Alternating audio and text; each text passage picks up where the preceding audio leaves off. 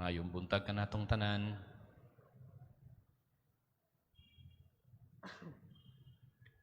Dunay istorya sa managtiayon nga bag-o lang gyud sila nag-celebrate sa ilahang wedding anniversary, 6th wedding anniversary.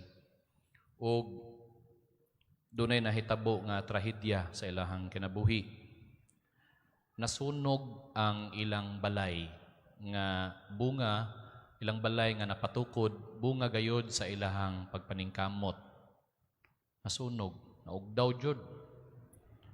Ug sa dihang pwede na sila, mamahimo na sila nga mosulod sa katong nasunugan, i-allow na sila sa fire department nga mo tan-aw sa ilahang mga inguntag. Kung doon na pamanggali inguntag mati-ti, no? Makuha nga mga kabtangan gikan sa sunog, pwede na. Ug naobserbahan sa asawa nga ang iyahang bana miadto mismo sa lugar kung diin ang ilahang master's bedroom. Ug tinuod doon na siya mga nakita nga mga butang nga nabili, no? Nga wala gyud ingon nga kanang nauling jud, wala gyud nga nasunog tanan. Ug labing lipayan niya sa dihang nakita niya ang usa ka box. Ug dito sa maong box mao dayto di gibutanganan sa ilahang mga pictures, no? Ilahang wedding pictures, picture nga kung sadtong ano pa sila, mag-uyab pa sila. Tanan nga naa didto ang ilahang memories isip magtiayon. Ug samtang nag-obserba ang asawa sa iyahang bana, dihang gitan-aw niya ang katong box, ning luhod ang asawa, ang bana, no? Iyahang giduol sa asawa. Nakita niya nga naghilak, no? Naghilak nga ingon siya, at least nakaingon siya nga nalipay siya nga naa siya'y nakita nga nabilin gikan sa nasunog nila nga mga kabtangan. Ug dito na-realize sa asawa, gingnan niya iyang bana, nga bisan og taliwala pa niining maong trahedya, the greatest tragedy that we've been into, ingon siya, at least, after all, we did not lost anything that matters most to us. Wala gyud ay sila ingon nasunog man ang ilang balay. Grabe kaayo nga trahedya nga nahitabo sa ilahang kinabuhi isip magtiayon. Apan at least na-realize nila nga wala di ay nawala kanila. Labi na ang pinaka-importante nga butang. One that matters most to their life as couple. Walay lain kundi ang ilang panaghinigugmaay, no? Ang ilang pag-asawa. I think this is a very powerful story about priority, no? Pwede gud siguro og sa dihang nakita nila nga naugdaw ang ilahang balay sa sunog, pwede man sila magbinasulay, no? Kinsay pwede ibasol nganong nang nahitabo, no?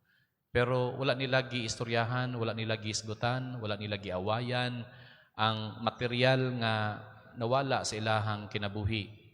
Kundili hinuon nagtan-aw sila nga okay lang, no? Anyway, makabangon ra man gyapon siguro, makita ra ng kwarta. Pero ang pinaka-importante sa tanan, tungod kay nakita niya nga precious kayo sa iyahang bana kadtong mga pictures nila nga mag-asawa. Nakita niya nga labing importante sa tanan, wala nawala. No? Setting priorities. Mao na mga igsoon. Diri sa atong ebanghelyo karon, doon na kitay usa ka example, not the good example, usa ka example sa tao nga makaingon ta nga sayop ang iyahang mga priorities. Wrong priorities in life. Nganuman, tungod kay matud pa sa ebanghelyo, miduol siya kang Jesus. Siguro ibutang nato mauning unang higayon na miduol siya kang Jesus. Ibutang nato nga batan-on siya, no? Kay let us say murag mao man ay kasagaran nga itabo, no? Di ba do naman po higayon nakainumdum ta nga dunay batan-on nga lalaki nga miduol sa atong Ginoo uban sa panon ug nangutana kaniya, Ginoo, unsa man akong buhaton aron makakabuot ako sa kinabuhing dayon? How can I achieve eternal life? At least kato nindo to.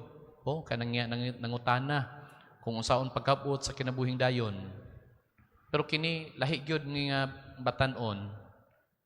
Ayang pangutana sa atong Ginoo, Lord, pwede ba magtutudlo? Pwede ba sultian nimo ang akong igsuon nga ihatag kanako ang bahin sa katigayunan nga gihatag sa among amahan? No? Sa ato pa, if it is the first encounter of a young man who had heard Jesus, no, nakadungog sa mga panudlo sa atong Ginoo, siguro nakakita pod sa mga katingalahan nga butang ayang gibuhat. Katuunta ang nindot kayo nga experience nga iyahang ibutang siyang kaugalingon, no? Pero lahi man hinuon. Lahi man iya nakitaan.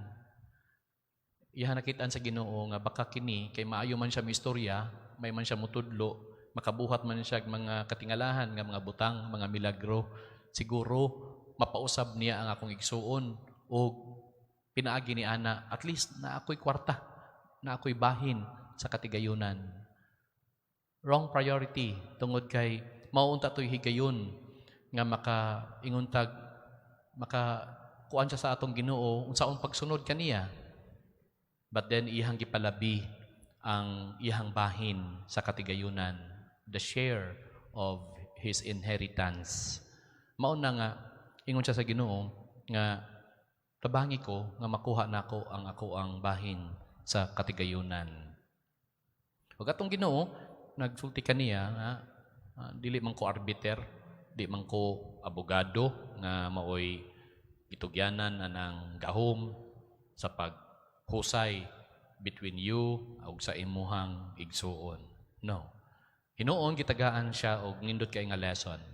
Pagbantay sa tanang mga tendencies sa kahakog, greediness, no? Because ang greediness dili maayo ang priority, no? Lahi pangit, no? Mali nga mga priorities ang nahitabo. Kini mga igsuon tungod kay ang lalaki ning duol naman kang Jesus, no?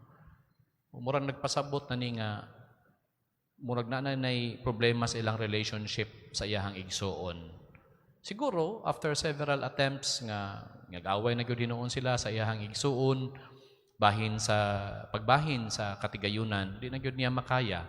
Mauna ni duol na lang siya kang Jesus ug nagpakitabang. Nagpasabot nga tungod sa maong katigayunan, dunay importanteng butang nga nasakripisyo, ang relationship, no?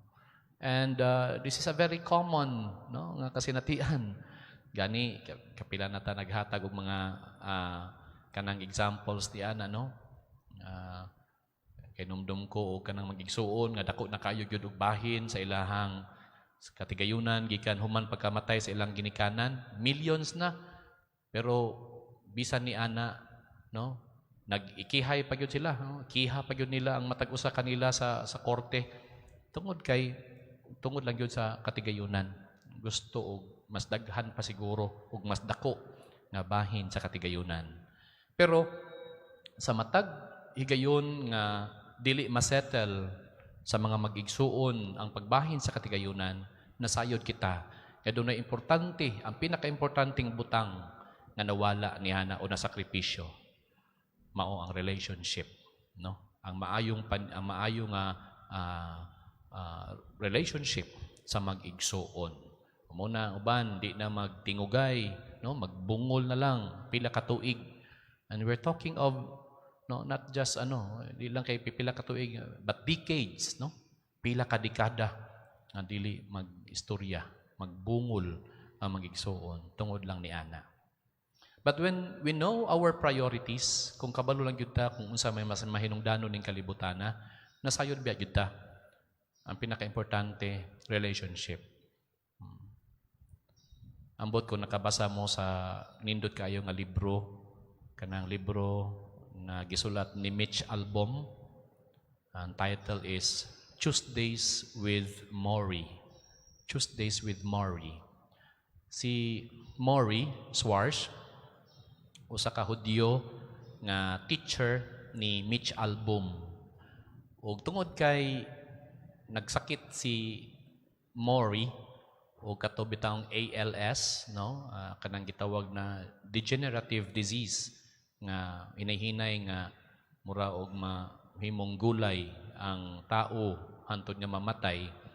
Kining si Mitch Albom, yang kanhing estudyante, mo biyahe gyud gikan sa Detroit, no, moadto dito sa Boston kung diin dito si Morrie nagulat sa iyahang kamatayon. Og every Tuesday moadto siya aron nga kung unsa isulti ni Morrie ilang isulat and hopefully to come up with a book. Amo nang libro karon, Tuesdays with Morrie.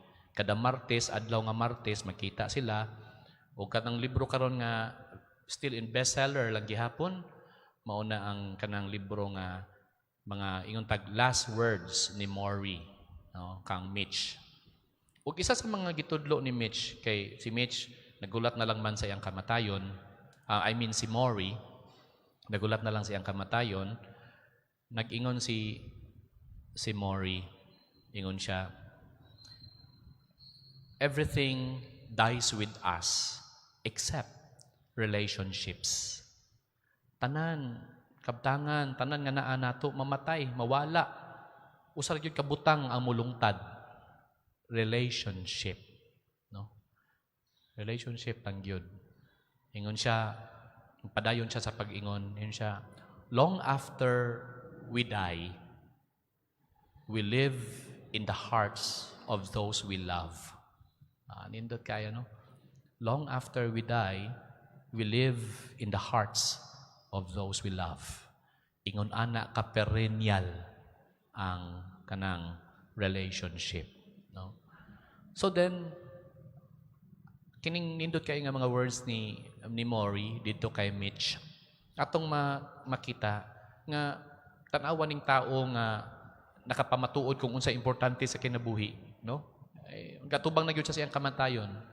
Kaingon siya nga, whatever you have, possessions, kabtangan, bahandi, that would be equal to nothing. Wala na. Ang labang importante gyud, especially sa panahon ng lagatubang na kasi imong kamatayon, walay lain, kundi ang mga tao nga nahigugma kanimo ug ang imong gihigugma. Muna nindot kayo. Muna nga we have to learn something mga igsuon sa very important lesson from the gospel today. Nga kining tao nangadto kang Jesus, tinduol kang Jesus o concern lang sa iyahang bahin sa katigayunan, nasayop gyud siya. Siguro bata pa siya, wa pa yan nakita kung unsa gyud labing importante sa kinabuhi. But we don't have to really grow old to realize and see what is most important in life, no? Samtang nagpuyo ta nga unsay kuan, lingaw ta, malipay ta, we know very well that our first priority is relationship. Relationship with God and relationship with others. Kinahanglan nato ng mga bahandi. We know that importante na sila, but they should not come first before our relationships. Amen.